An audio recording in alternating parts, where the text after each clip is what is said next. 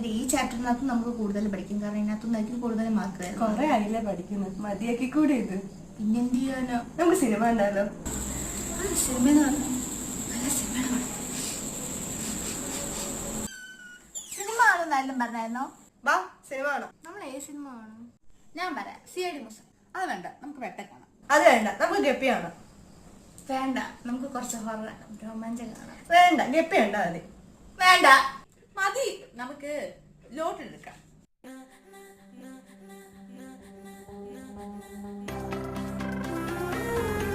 നീ ഓടിച്ചു. അപ്പൊ നമുക്ക് രോമാഞ്ചം കാണാം.